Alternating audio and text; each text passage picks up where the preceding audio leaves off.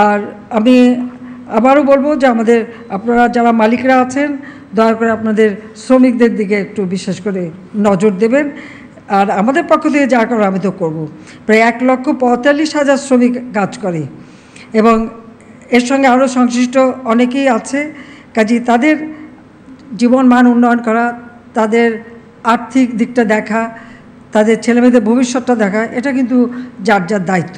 অন্তত অভিভাবকের মতো আপনারা তাদেরকে দেখবেন, সেটাই আমরা চাই। আর সেই সাথে তাদের নিরাপত্তা দেওয়া, আমরা সামাজিক নিরাপত্তায় বিভিন্ন ভাতা দিচ্ছি, সহযোগিতা করছি সকল মানুষকে। আর ইনশাআল্লাহ বাংলাদেশে আমি তো বলেছি যে মুজিব বর্ষে আমাদের সিদ্ধান্ত একটি মানুষও ভূমিহীন গৃহহীন থাকবে না। এবং আপনারা জানেন যে বিনা পয়সায় আমরা 2 কাঠা জমি, সেখানে একটি ঘর, 2টি কামরা, একটা স্যানিটারি ল্যাট্রিন, রান্নার জায়গা এবং সব রকমের ব্যবস্থা আমরা কিন্তু সাধারণ মানুষের জন্য করেছি। সাথে আমরা ঋণও দিচ্ছি, যাতে একেবারে বিনা জামানতে বিনা সুদে ঋণ দিয়ে ট্রেনিং দিয়ে তার জন্য নিজেরা কাজ করে খেতে পারে, সেই ব্যবস্থাটা আমরা করে দিচ্ছি। তো সেইভাবে আমাদের কেউই বাদ যাবে না। যারা হরিজন ছিল, হরিজন মানে দলিত শ্রেণী, এই ঢাকা শহর আপনারা জানেন, আমি তাদেরকে কিন্তু ফ্ল্যাট বানিয়ে সেখানে আমরা ফ্ল্যাটে তাদের থাকার ব্যবস্থা করে দিয়েছি।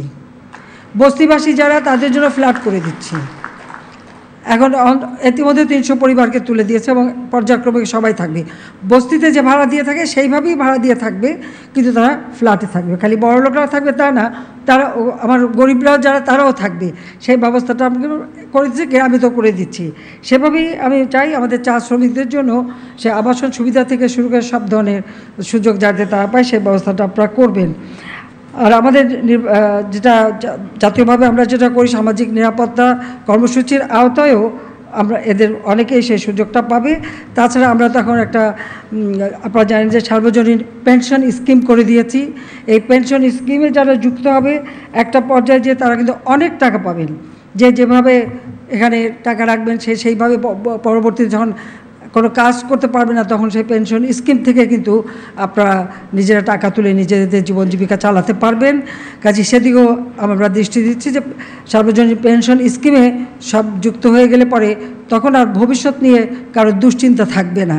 শুধু ওই আমরা সামাজিক ভাতা দিয়ে চালাতে চাই না, এটা একটা নিজস্ব একটা আয়ের ব্যবস্থা যাতে হয়, তার জন্যই এই সার্বজনীন পেনশন স্কিমটা আমরা করে দিয়েছি।